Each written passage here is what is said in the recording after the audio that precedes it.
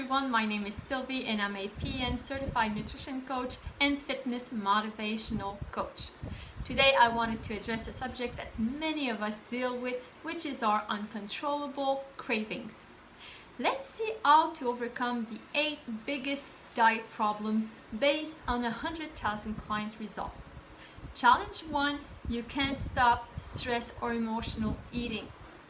More than 60% of our new clients list emotional stress eating as a major nutrition challenge.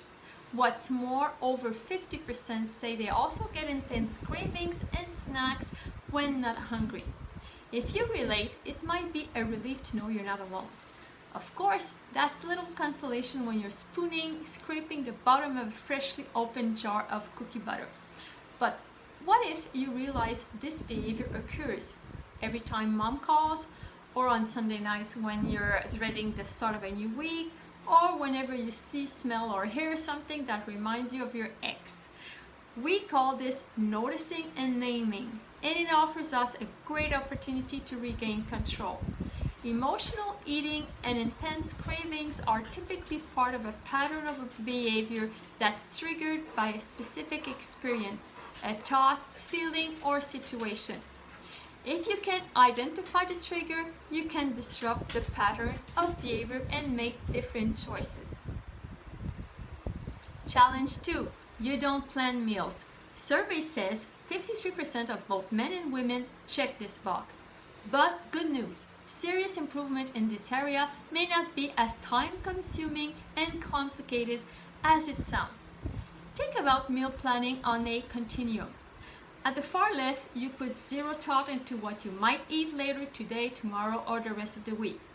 Most decisions are made after you're already hungry and while you're staring at the contents of your fridge or looking at the drive-thru menu. And at the far right, you spend Sunday morning grocery shopping and taking the afternoon to prep 7 days of breakfast, lunch, and dinner, packing it away in containers and leaving nothing to chance.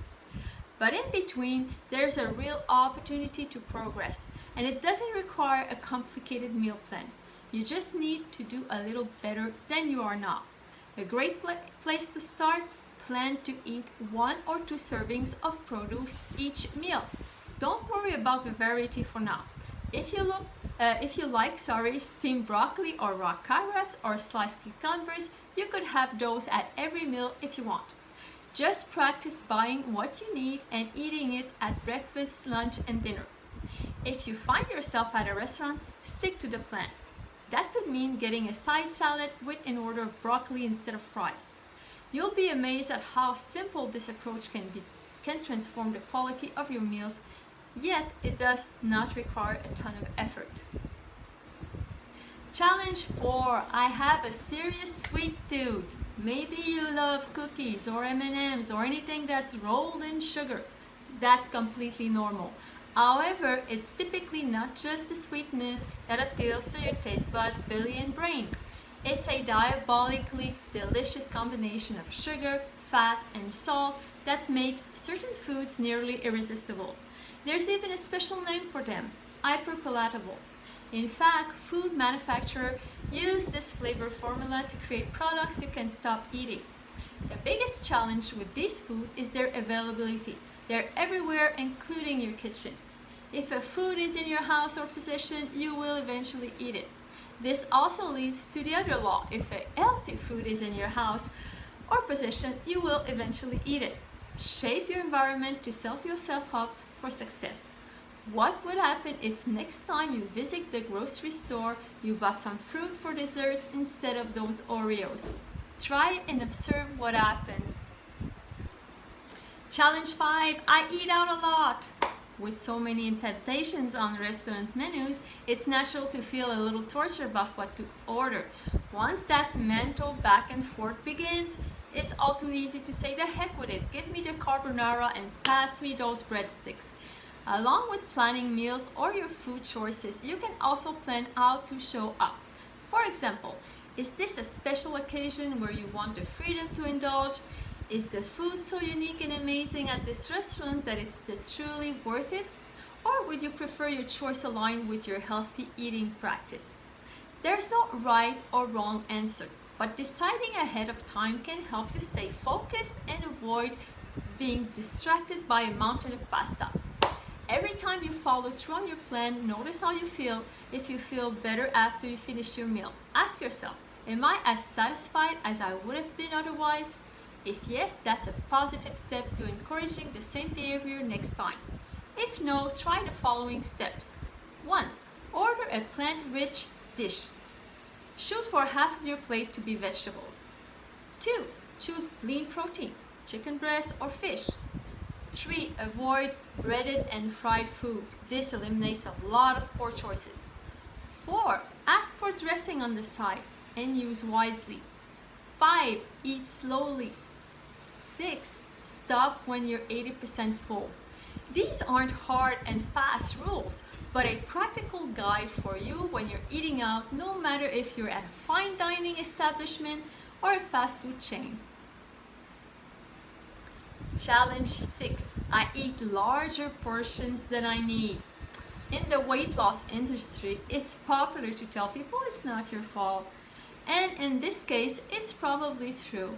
Between your parents directing you to clean your plate, or the abundance of hyper-palatable foods and the mega meals served by chain restaurants, eating more than you need can feel completely natural. Which means eating appropriate size meal can feel, well, completely unnatural. At least until you get used to it, and that requires practice. A simple way to start: eat slowly and stop when you're 80% full. Do this no matter how much is left on your plate or how uncomfortable it makes you feel. This won't be easy at first, and you may wonder, am I at 80% full or 70%, or did I just totally mess up and go over? Don't worry about it. The point is to become a more mindful eater and pay attention to your body's satiety signals. That takes time, and like any skill, you'll improve with practice. It's about progress, not perfection. Of course, it helps to start with a reasonable portion, but you don't need to enter your meals into a calculator ahead of time. You can use your hands to estimate how you should eat with our simple but effective portion control guide. So get back to me if you want more details on this guide. Challenge 7. I don't have time to prepare meals. Are you seeing a theme emerge? Sure, this one's related to I don't plan out meals and I eat out too much.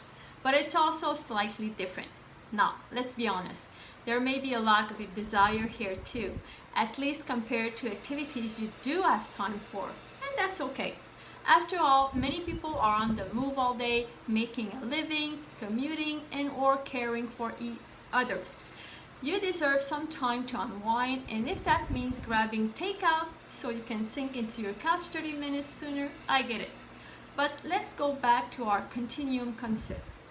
If you're making 0 meals now, could you find time to make 1 meal each week? Or if you're making 3, could you find time to make 4? If you can make just 1 extra meal, you'll be taking a positive action to change your behavior and improve your health. That's how real lasting transformation happens.